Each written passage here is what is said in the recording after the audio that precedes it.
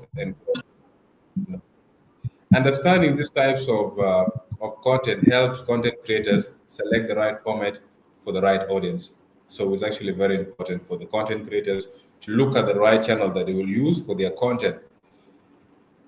Let's look at the type of code of digital content. Um, the types of digital content, one of it is actually what we call the text-based content. That means it's a content in form of writing or in form of text. Example of this text-based content is the blog post. We normally see a lot of bloggers posting their content in a text format. Can be writing, can be an article. You have also seen an articles there. You have also seen ebooks. Can also be in ebooks. That means this can be in electronic books. Instead of you getting a physical or a hard copy book and begin to read it, it saves time for you to get an electronic book, also known as the ebook, play your audio, and listen to the entire book without getting to read. Your eyes are paining. What ebooks requires you is actually to give your attention and relax and listen to the entire audio as a book. It can also be in captions. Most of the videos are produced nowadays, and there are captions. A very good example of it is YouTube. When you go to YouTube, you can watch a documentary, but if you want to understand more, you can actually turn on your caption tab, and you will be able also to hear and also to see what is happening in that particular video or in that particular content. So if you're not understanding some of the words, the translation or the caption will help you get more insights. It can also be newsletters. Newsletters normally comes in emails, and we have discussed it yesterday. It can also be in a web copy, and this type of text-based content is best for search engine optimization, also known as the SEO. We have talked about it yesterday. It can be in thought leadership. It can also be in storytelling, or it can be in written communication. Now let's get to the second one, which is images. Example of content in images includes photos. Photos portray a lot of information. Sometimes you just you look at a photo and you get to understand a lot of information going on. And without even someone telling you what is happening, you will get to understand the whole scenario or the whole situation just for at looking at the photo, from looking at the photo. So it can also be in graphics. Graphics depend. It can be in billboards.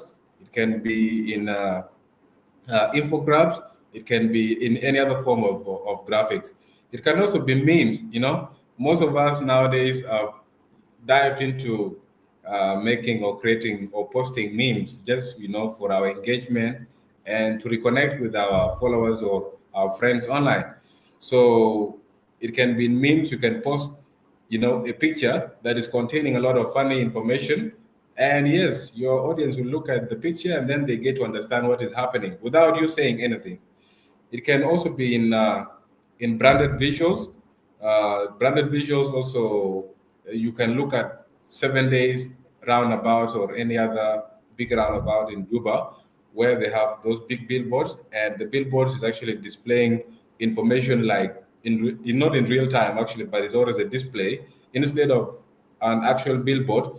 It is a screen, but it's showing a lot of visuals happening inside there. This is what we call branded visuals. And an example of this image content can be visual storytelling, can be social media posts, it can be web banners, it can also be marketing materials. Now let's go to the third one called video. Examples of video, all of us are very common with videos. We are all on TikTok, we are all on YouTube. And yes, when you go to these channels, definitely they are meant specifically for videos. It can be long videos, it can be reels, it can be the short one. Examples of these are the short form videos, which are in form of reels on Instagram, uh, on Facebook they are called short. On YouTube they are called shorts, and on TikTok as well. So it can be also YouTube tutorials. Some of us, when you need to learn about a particular topic, you go to YouTube, you search about that topic, and YouTube will list down for you a lot of tutorials concerning that particular topic you want to learn. and then you'll just get to learn through, because you went and you search for that particular topic, and YouTube provided you with a tutorial. That tutorial can be in form of video, so you can see what is happening. You can also hear the explanation, and you can learn more. It can also be in webinars, or this is what we are doing. What we are doing right now is a webinar. So we are organizing a session online, and we are learning. You're learning from me. I'm also learning from you through the feedback. It can also be through interviews. You conduct interviews. It can be a video interview, or it can be an audio interview, or it can also be written. Best for high engagement tutorials, behind the scenes content, and storytelling. This is the best type of content that all of these fall under is video content. We are also still in digital content, which comes to audio. Examples of audio are the podcasts, the voiceovers, the audio clips, and these are best for the on-go audience, the in-depth discussion, storytelling, and interviews. Most of us are very familiar also with audio. I don't know. It looks like we have one of the podcasts which is hosted in Juba. I think Daniel Mwaka. Daniel Mwaka is normally hosting a podcast, and is it called Ginobna? I'm not very familiar with the name, but it's also a podcast. And I don't know, it's something called Podcast with John Chirbek. These are all podcasts. It can be also an audio, but sometimes they also put it in form of video. So you can also get an audio and you can get a video. Let's also go to infographics. Infographics include the data visualization. It can be step-by-step guides. It can be educational charts. And the best, it's actually best for simplifying complex information, educational content, and presentation. The infographics are normally used for educational purpose in most of the case. In most cases, they are also used for data visualization. When you're presenting data, you use the infographics because it best fits for that particular thing you're doing. They are also used for educational charts. You look at the trend and then you copy that information to the chart, and then you use the infographics, to portray all the information as you go along. So each content type serve different user needs and platform preferences. And most effectively, digital strategies often blend multiple formats to maximize engagement. This brings us to the purpose of creating digital content. Remember, we are all in content creation, but the biggest part of content creation in our current digital world is actually digital content. So we are going to focus mostly on it. So the main purpose of creating digital content, one of it is to educate. You can actually have multiple reasons. You can put it out there for fun, which fall under entertainment. You can put it there for information, to inform people. This is mostly the work of journalists. And for educational purposes, let's start with educational purpose. For educational purposes, you have to provide valuable information. You also have to explain concept. You have to teach skills and also share expertise. Example of educational digital content is a blog post explaining how to set up digital marketing campaign. That's one example. Another reason for creating digital content is for entertainment. This means you go out there to capture the attention through humor, storytelling, or emotion. An example of it is a funny video skit or a meme that resonates with your audience. So most of the time, we force a lot of funny video skit. Online it can be a comedy, very short one. A skit is a very short video, and it can be a meme. And then because you already have your audience persona in mind, so you just post that information intentionally knowing that you will engage them. And yes, in most cases your results work out the way you want. Another reason, it can be for inspiration. You can post a digital content just for inspiration. For inspirational purposes. One is to motivate people to take action or to change their perspective about certain ideas or narratives, or it can be to inspire to something greater. An example of inspirational digital content is a short video showing success story of a powerful quote graphic. You have seen this with Kawajat. You know, most of our whites are more into inspirational digital content. It can be a voice, and it's showing a lot of people doing exercises. You know, if you don't work out, you will not gain results, and all of this, and putting in a lot of quotes. So they are inspiring you to take action in order for you to go to gym or maybe to build your body, or maybe to set up a business and be consistent. So these are all form of inspirational videos. Another one is to inform. This means to share facts, updates, or news to keep audience aware and engaged. This falls best for journalists and for media practitioners because their main aim as journalists is actually to inform the public. So an example of it is a social media post about an upcoming event or a product launch. It can be for a marketer, it can be for a journalist, or it can be for a media practitioner, even for content creators as well. Another one is to promote. That means you have to drive awareness, interest, or sales of a product, service, or a brand. An example of it is a paid advertisement or a promotional Instagram post. So most of this promotion happens with either adverts or a promotion that your company is doing. So you just design a post, promoting your product, and then you push it out there to people, encourage them maybe to buy the product or to be part of the product. The content creation process. This let's come to the process of creating content. Um, Yes, some of us will ask questions like, how can we create content, or how can I create content that is very relevant to our current digital ecosystem? Excuse me. Okay, I bold this because it's very important. Number one is to have an idea in mind. You need to have an idea of what kind of content are you willing or are you going to create, or do you have in mind that you want to create. First of all, you have to brainstorm relevant creative content ideas that align with your audience interests and with your brand goals. You have to use trends, feedback, and tools for inspiration. So the first step of creating content is to have the idea in mind of what kind of content do you want to create. You also have to look at the trends, by the way, because this is where most of the content creators make use of their social accounts. So you look at what is trending at the moment, and then you get that trend, and you make your content based on the trend. So definitely, your content become part of the trend because you're using the current trend.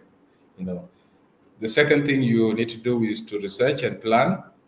That means you have to validate your ideas with research. You have to define your audience. You have to outline the content. You also have to choose the right format and platform. You also have to organize tasks and set deadlines. This is very important. First of all, after having the idea in mind, then and you see the trend, you also need to make research and planning. So you need to validate your research very well to meet the current trend of the content creation ecosystem. First of all, you need to define who are your target audience. So you don't have to just publish content, to your followers. First of all, you need to define who your followers are or who your audience are, and what do they like in most cases. Because from your previous post or from your previous content, you know actually what kind of content if you post, it will engage you with them so much. So this is the type of content you need to do research on and go for it. Yeah. So for this, you also have to use the right platform.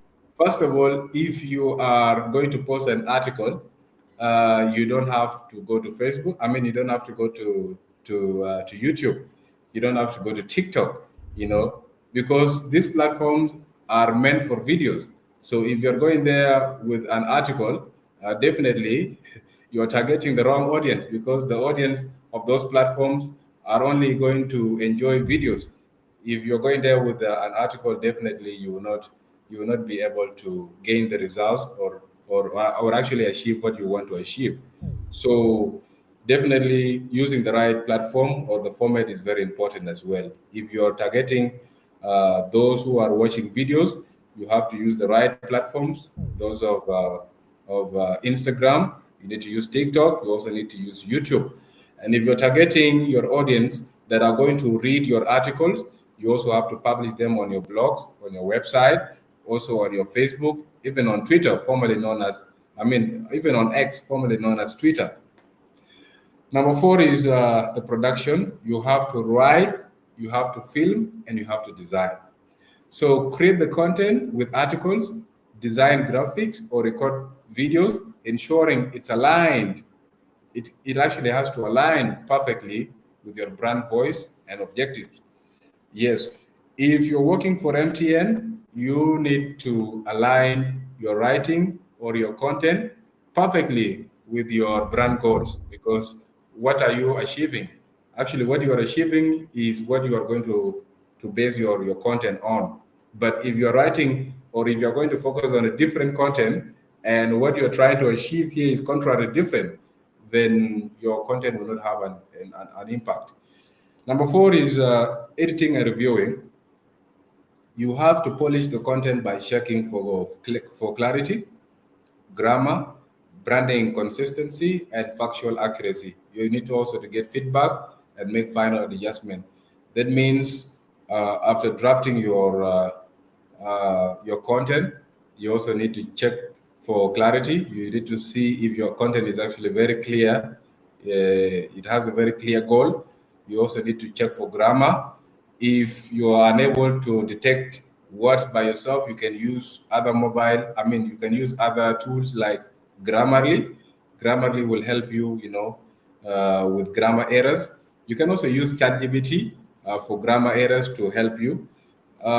You also need to be factual and accuracy. That means that article or that content that you are publishing must be very truthful, must be very factual, and must be also accurate in order for your audience to consume it. Because if they know this is false information and you're just trying to blindfold them, at the end of the day, you will end up with so much criticism, and they will not be able to enjoy your content.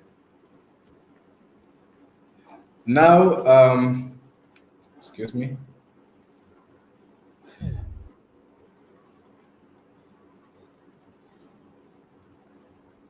Yeah, this brings us to number five, which is publishing and promotion. You need to publish your content on the appropriate platforms and promote it through social media, email, or other marketing channels for maximum reach.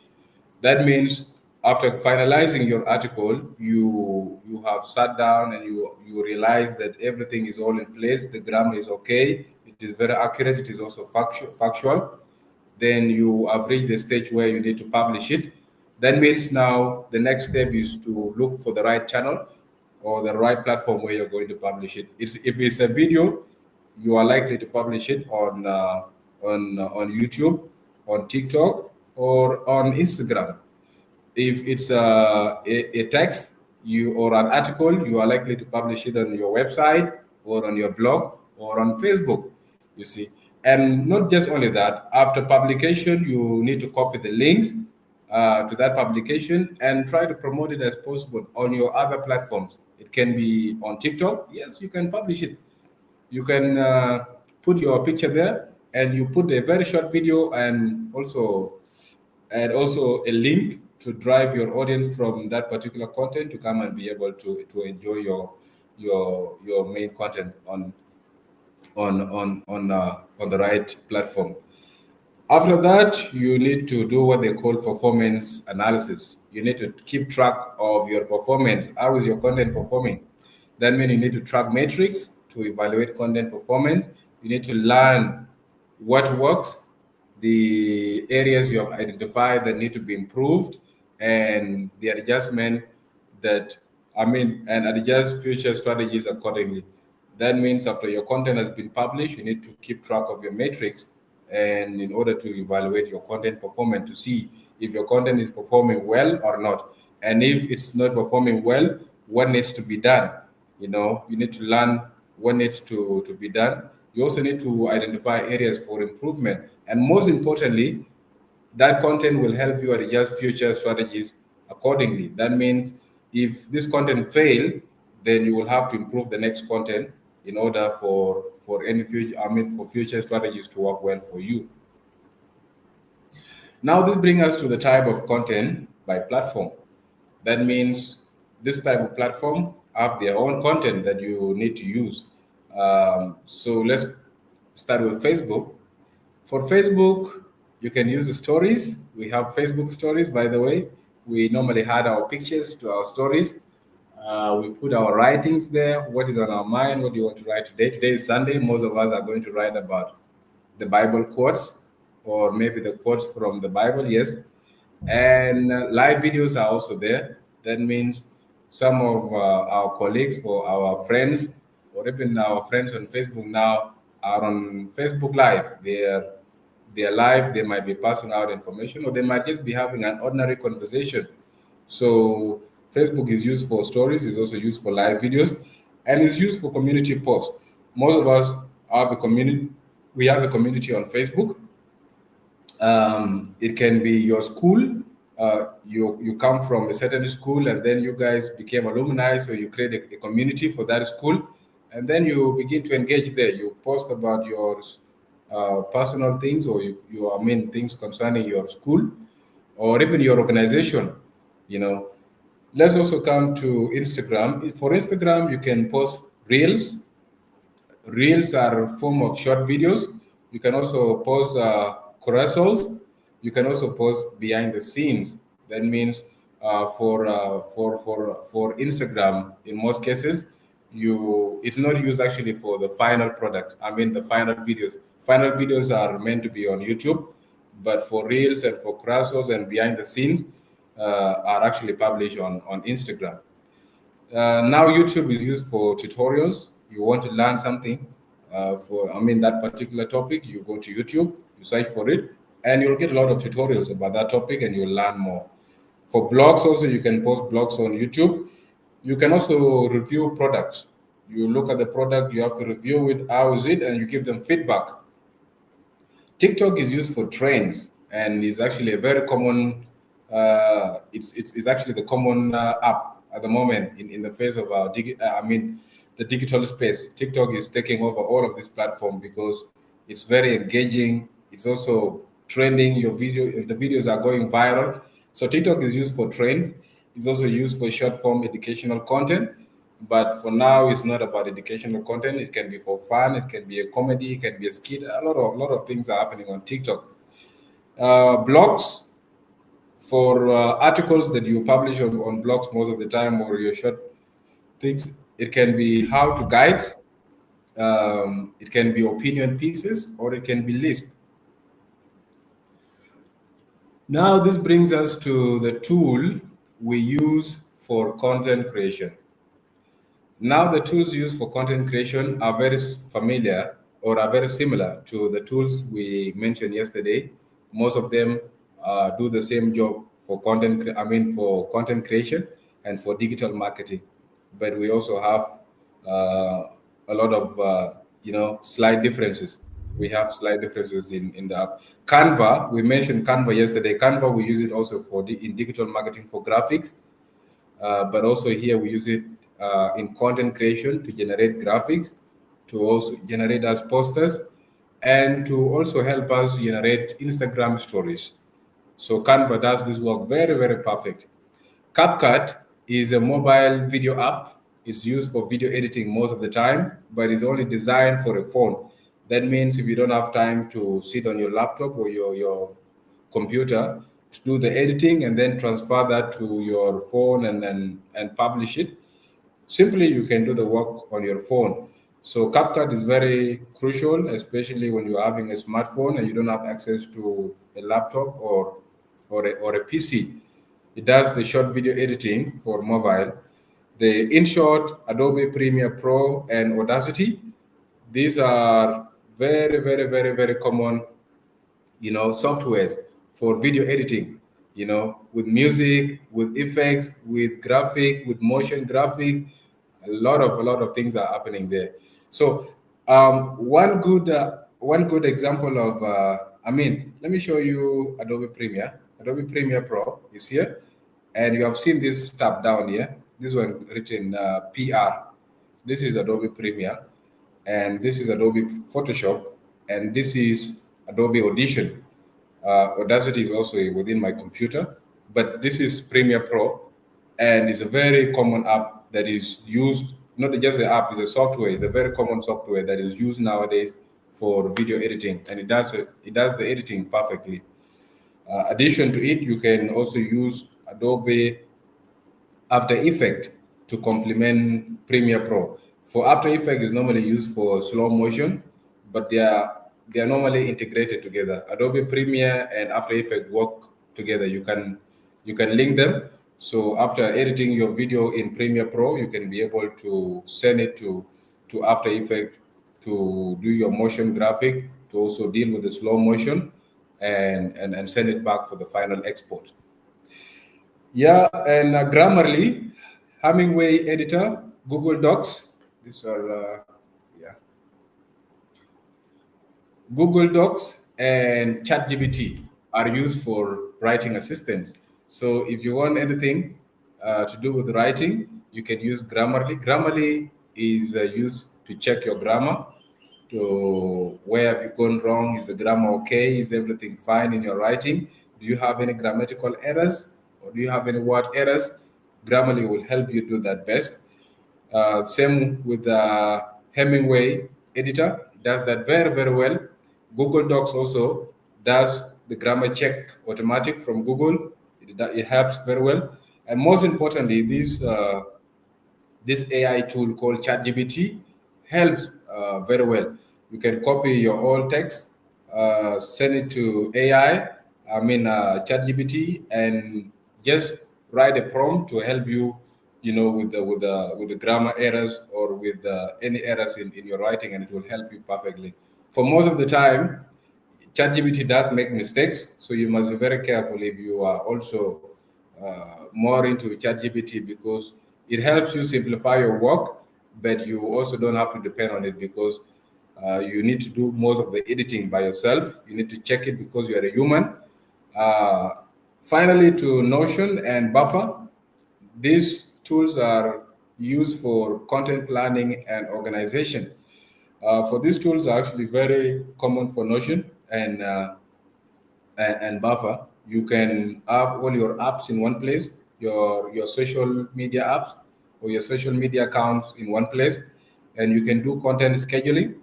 You can schedule your content for posting later, even when you're not there, or you can schedule your post, and your other admins will be able to see and edit it. In case of any improvement to be made. This brings us to storytelling techniques. How do you tell a story? What are the techniques that needs to be used when you're telling a story? Your story must be very compelling and very catchy. So in order for that to happen, what do you need? This brings us to storytelling techniques. One of the techniques that you need to use in storytelling is what we call hero's journey. Hero's journey is to tell a story of a challenge, growth, and transformation. That means you don't just tell a story, you actually tell a challenge, what is facing people, and how are you able to cope with it, and what needs to be done so you can actually transform from that situation to another. Technique number two is what they call show, don't tell. In your story, avoid talking. Let the visuals talk. That means you have to use the visuals and actions to illustrate the message. If it's about garbage collection, you shouldn't just be sitting there and begin to say, we have a lot of garbage here in Juba and here and where. So let your camera speak. That means you have to face your camera in that same location where there's a lot of garbage, and the audience will judge by themselves. They will see what is happening. So this means the visuals are speaking instead of you explaining what is happening. Number three is it has to be relatable characters. It needs to have relatable characters. That means you have to feature people. You need to feature people or personas, your audience that you connect with. That means your story must be very relatable. You need to feature people like you and like your audience. so that they can actually see that people are there and things happening. It's also affecting people in one way or another. Number four, it has to be conflict and resolution. That means you have to present a problem and then show a solution. If you're showing a garbage place, and of course, that's already a problem, but what's the solution? That means your visuals have to really come up with a solution. The solution is approaching maybe the city council and ask them what is the solution to this problem. Of course, we have garbage here and it's not collected, and cholera is approaching, or maybe people in this area are affected by cholera because of this garbage. So, what is the solution now? So then they will come up with their own solution, and they will tell you, now we are willing to do this, or these are the trucks, we are going to carry this garbage as soon as possible. That means there's a conflict, which is a problem itself, and there's a solution, which is the resolution. And that problem has been solved. It has to be emotional, by the way. You need to tap into feelings to create deeper audience connection. In any story you tell, it must have two things. It must either have an impact or an emotion. So in most cases, in most of the time that your content resonates something, it must contain emotion or it must contain an impact to the society. And most of the time, the content that work well are the content that have emotion in them. You know, when you're telling a story, you should really tell it with emotion so that your audience can actually feel. They don't just see; they have to feel what is happening. You know, so you need to dive deep into emotion and generate content that is emotionally appealing to your audience. That means there will be that deeper connection, and that content will really resonate well, and it will actually go viral as you wish, and the results will really work well for you if you include emotion. It has to be very clear. That means you have to use, I mean, it has to have a clear structure. That means you need to use a beginning, the middle, and the end to guide the story. Some of the stories start from the middle, they end at the beginning. That means you are telling a story in a very wrong structure. Sometimes a story begins at the end and then ends at the beginning. So let your story have a beginning. That means people are calm, they need to know what is happening. In the middle, it is getting tense. Yes, things are happening. And at the end, yes, the story is now complete.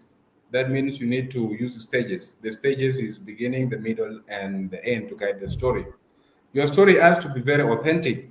Let your story has authenticity. That means it must be accurate and it must be real. You know, your story must be real and vulnerable to build trust. That means your story must portray, characters that are real. It must also portray a story that is built on trust and also on reality. Number eight is it must be visual storytelling. Let visuals carry or enhance the narrative. Most of the time, avoid so much talking in your story. Let the visuals do the work. Of course, characters are also part of the visual, but most of the time, let the camera do the work instead of you explaining. Over explanation is not good sometimes. Let it be, let it have what we call repetition. That means you have to repeat the key themes and phrases for impact. Most of the key themes or the phrases that you feel that this is where the impact is should be repeated every now and then. If you're talking about a disease, then that disease should be repeated every now and then, so that someone who missed it a while ago and came will be able to catch up with the repetition of what is happening in that particular content. Finally, it should also have call for action. If your story does not call for action, it's not a story. Yes, and your story must have a call for action. That means there must be a call for implementation. There must be an implementation for that particular story you're telling. If you're talking about gender-based violence, yes, let your story portray the events and all the things, or even the beneficiaries. It can be a beneficiary, okay, or it can be victims. But at the end of the story, let your story have a call to end to gender-based violence. That means you have to end with a very clear next step for your audience. What was the entire story about? What were you trying to say? Yes, we have seen it, but what is it now? Is it about to end gender-based violence? Is it about how women are suffering? And if women are suffering, what can be done? So basically, the call is to end GBV or gender based violence, or less in littering in Juba around. Let's keep our city clean. This brings us to visual design principles. The visual design principles are very simple, and I've categorized them into three. One of it is you must keep your content simple and consistent. Most of us want to use, a lot of terminologies, the big words.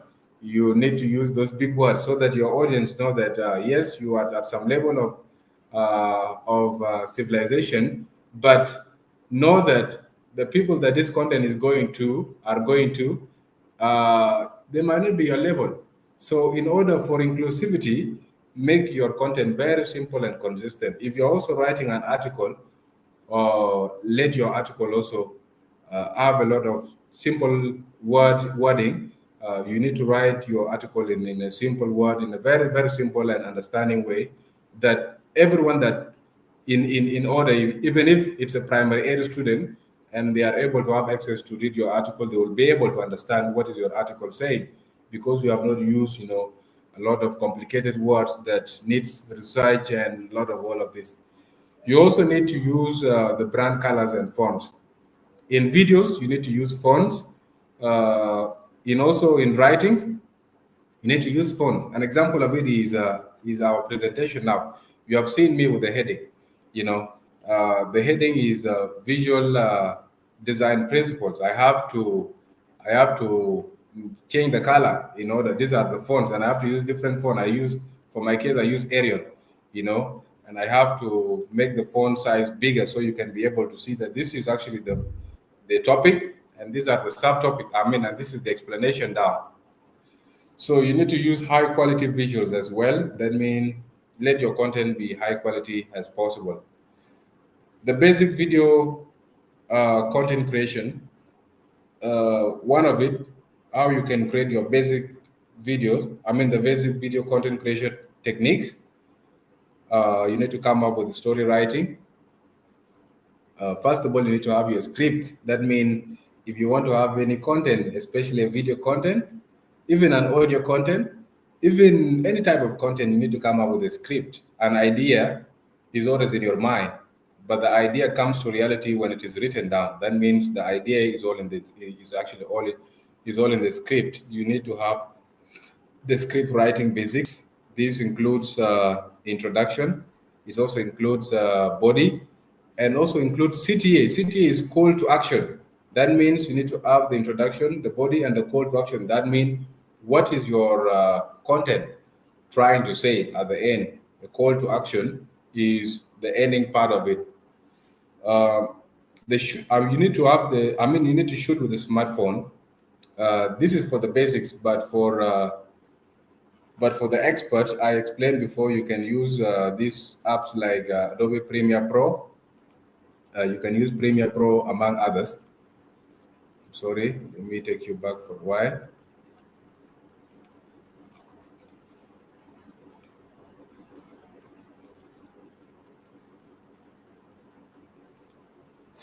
Yeah, for the Pro, you can use InShot, you can use DaVinci Resolve, you can use Adobe Premiere Pro, you can use Audacity. These are all for video and audio editing.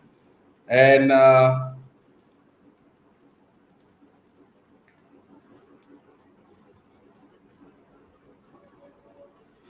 yeah, and for the basics, when you're using your smartphone, you will use CapCut. CapCut is very good with that. Now, before you even dive into CapCut, you need to really illustrate well how your shooting is going to go. First of all, you need to use your angles, because angles alone speak about the story. You also need to use the lighting. You also need to have a very clear sound. The editing part is where you finalize everything and you bring your visuals to reality. You need to have good editing. You need to do the trimming. The trimming is the cutting in another hand. You also need to have the transitions. You need to have effects. You also need to have subtitles. And then finally, you can export your project. Content calendar and scheduling. And why is it important? Why is it important for you to have a content calendar? And why is it also important for you to schedule your content? Sometimes you have to do content scheduling. If you're busy, if you're going to be busy at that particular hour where you want to post your when you want to post your content, you have to do your content scheduling, and your content will be able to post itself or to publish itself automatic when you're not there because it's already on scheduling. Why you have to plan your content? Why is it important? It says contents content calendar ensures consistency, also timely and well coordinated content by aligning posts with improving team. I mean with improving team collaboration and streamlining planning. One of the reasons why content planning is very important or content scheduling is important is you can actually plan your content and you schedule it, and your team will be able to access it if you guys are a lot of if you have multiple admins, you'll be able to schedule, I mean, to access the content before it is published. And your colleague can be able to do some editing there. They can be able to look at the content if it's okay, even when you're not there. But you also have access to it. That's one of the reasons why content scheduling is very important because you don't actually just wake up, you put something in your feed, and then you post it automatic. Sometimes your colleague will have a look at it and also give you feedback for improvement and for a lot of things. The tools used for content scheduling is one of it is one use of all of these tools is you use these tools for automate. To automate posting. That means posting will happen automatic when you're not there. One of the tools used for this is Buffer, and we have talked about it yesterday.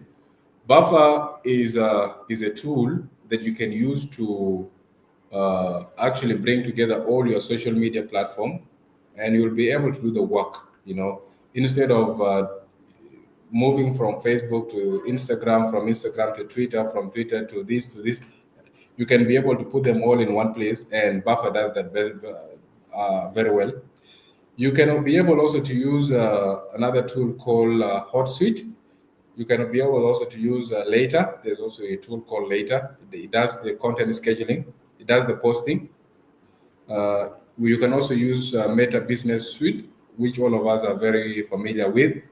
You can also use Google Calendar to do it for you. That is manual planning. You can do it manually.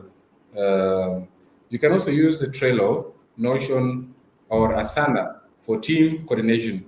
That means when you do content scheduling for Trello and Notion and Asana, your team will be able to access the content and they will be able to look at it in case of any improvement to be made before publication. Now for Buffer, let me bring you to Buffer so we can look at Buffer. Now this is Buffer. This is their website, and you can do all the work in one place here. This is the interface. I'm actually navigating in Buffer right now, and these are all the channels. For all of these channels, you have a lot of options. Let me show more channels. You can connect your Facebook. You can also connect to your Instagram.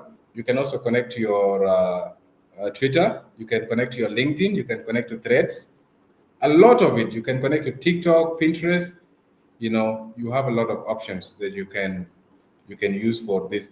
And the good part with the Buffer, this is all in one channel. That means you can be able to manage all your channels in one dashboard, like the dashboard.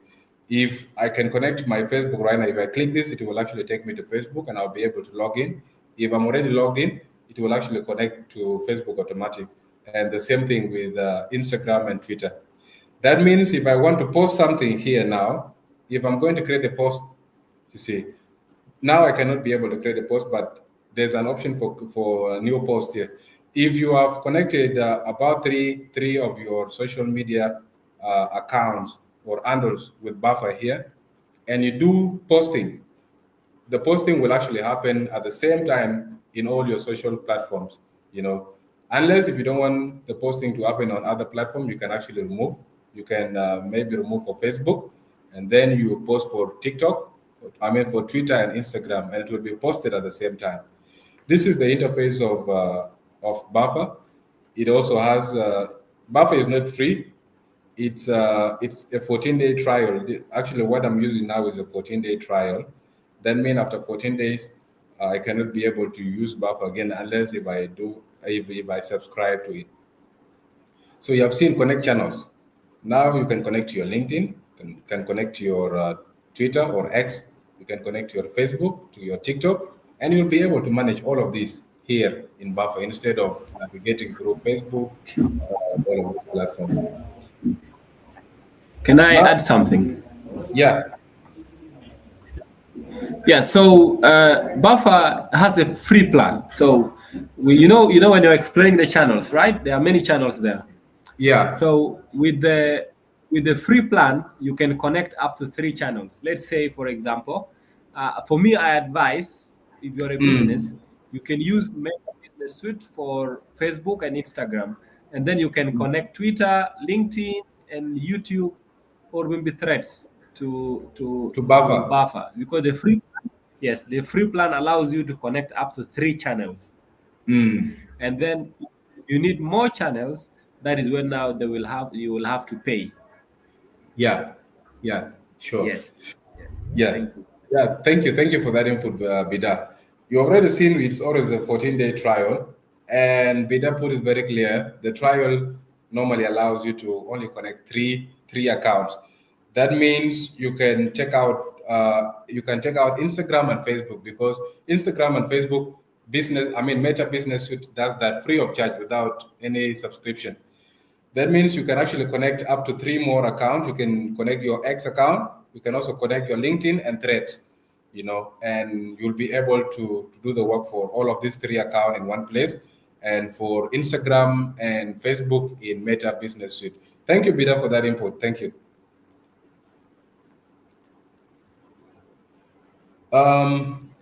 This brings us to content repurposing. Content repurposing means you can turn your blog post into infographics. You can also convert your YouTube videos into Instagram clips. You can also reuse your quotes from your interviews as social media posts. The benefits of this, sorry, yeah. The benefit of this is it saves time. It also extend the content life. Yeah, if you have a blog post, you can turn it into infographic instead of sitting down and designing another infographic from scratch. You can actually use your post and just turn all the information into infographic, and you will be able to have another new content as infographics.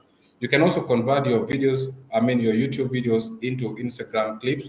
That means the videos you already published for YouTube, you can get some clips out of them, and then you post them on Instagram, and they become reels or clips.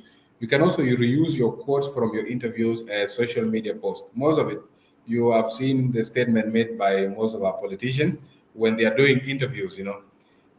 Most of these quotes come out from interviews. That means if you are conducting interviews and you have seen and you came across or you had a very interesting quote, then you just take that quote and you come and use it for your social media post, and you use interviews for other businesses as well.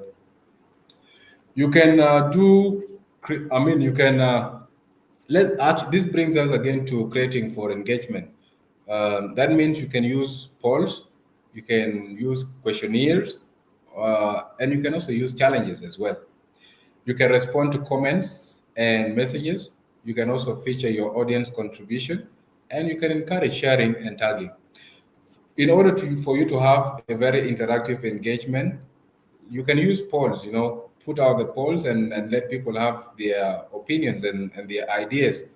You can also put them as questionnaires. You can put challenges there. You can challenge them. Maybe if you do this, I will reward you with this, or maybe this is a challenge. For this is what I did. Now let me hear also from you as my audience. I need you guys to challenge me in this. You can respond to their comments and messages. If they inbox you, you have to reply them back. If you have also comments on your post, don't ignore them. Don't ignore them. I see most of people sometime on their social media platform. you post a lot, and when people comment to congratulate you and talk to you, you don't respond to their comments.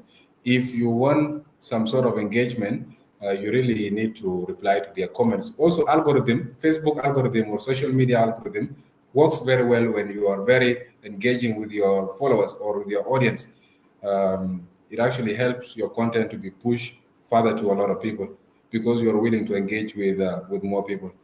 You can also feature your audience contribution. That means sometime someone can say something in comment section. I mean, in the comment section, something very valuable. Instead of you leaving it, you can actually make it a post and then you tag them in. They also feel more engaged. They will feel motivated that you are considering them. You can also encourage sharing and tagging. Sometimes you can write something and then you encourage them in your post or even in your video to share it or even to tag other people in it so they can benefit. Measuring content performance. Measuring content performance is into three. I mean, is into two. One of it is the metrics you can use for your content. In order for you to feel like or to see that your content is performing, you must use the metrics. The metrics you can use are the likes. How many likes do you have? Uh, so if you have 5 likes, that means your content is not performing. But if you have 70, 50, 60, 100 likes, that means your content is really performing well. If it is a post, you're really engaging with people and people are liking it. You can also look at the shares. How many people shared it?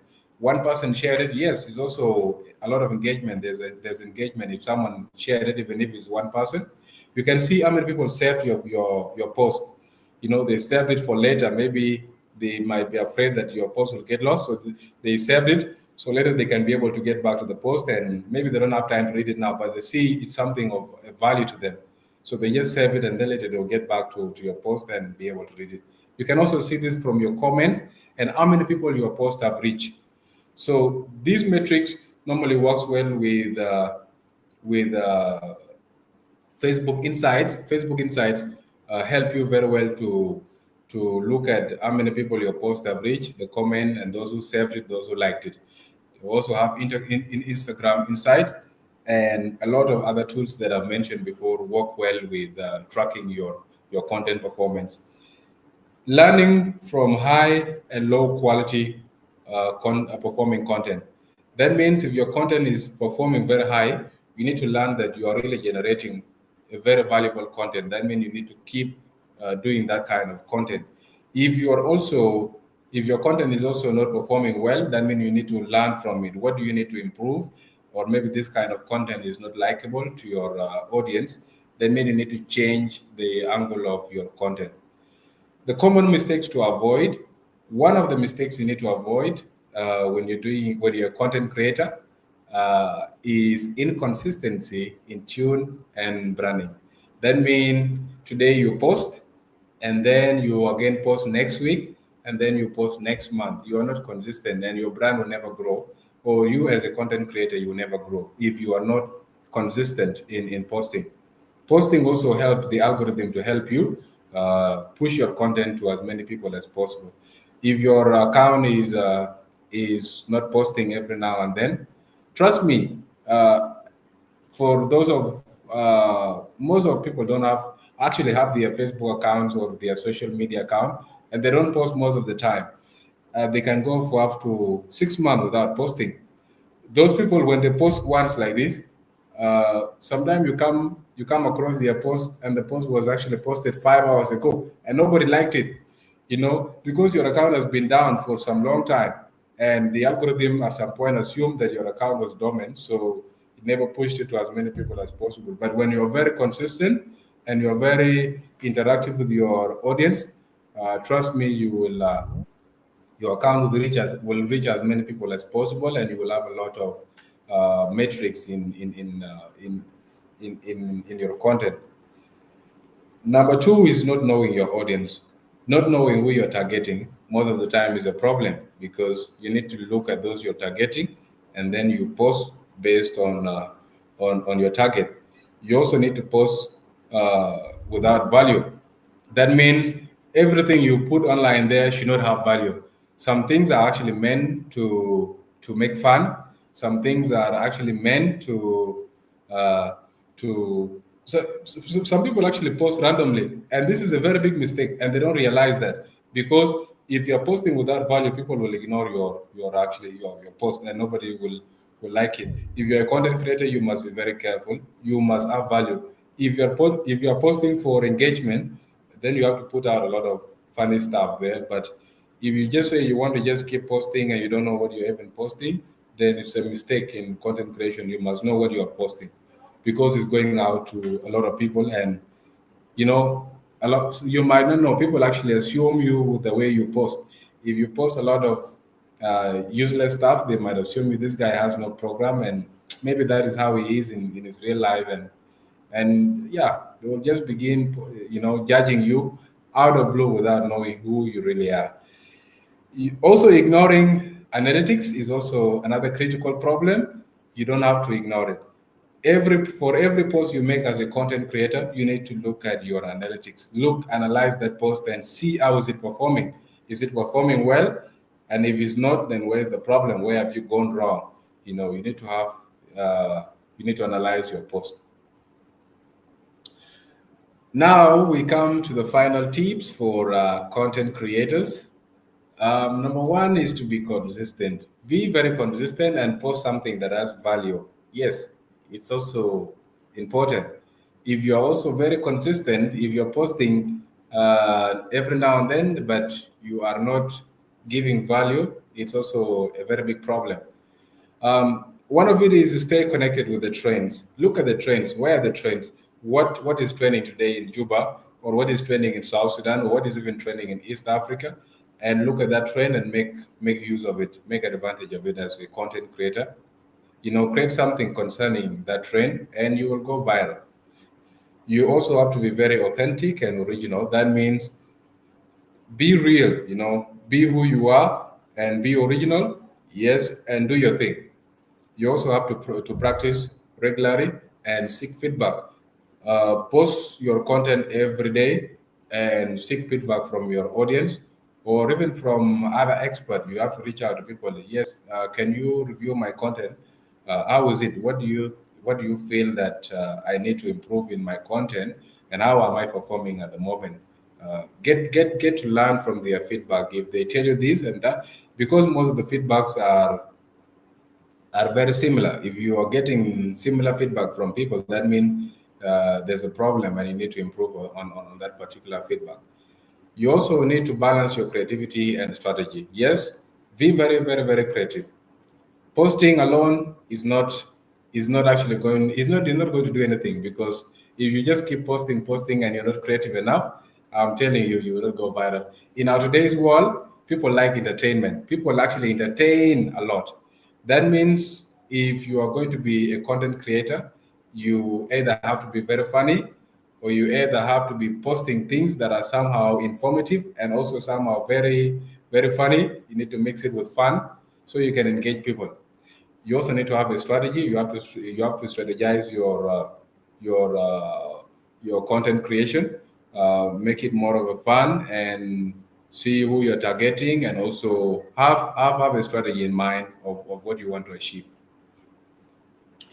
Now this brings us to the end, and before the end, um, I will pose this back to you, my colleagues, and all those on in the session right now, to ask from you if you have any question, if you have any input. Yes, you are highly welcome. So thank you. All right, thank you, Akol. Uh, I like your presentation. But I have a question. I don't know if it is going to be possible. If you can if you can demonstrate for us content reward. It is called content reward. Repurposing. Um, oh, content repurposing. Yes, sure. Yeah. Is Yeah, it it's possible to demonstrate it for us? yeah, sure. Okay, thank you, Doro. Content repurposing is basically turning your existing content into another form of content.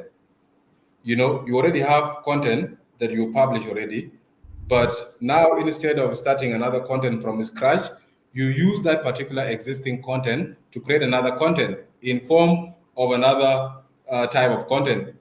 For example, they say you can turn your blog post into infographics. That means this was a content, but it was in form of an article. It was form, yeah, it was an article. Now you need to turn it into infographics. That means same information, you can use it as a different content in another format as infograph. You can also convert your YouTube videos into Instagram Reels. Let's assume you publish a video on YouTube uh, last month or 2 months ago, but now you actually want to have a clip. You want to put you actually want to post a clip on your Instagram account. So instead of you going along and generating a new video clip for Instagram, you go back to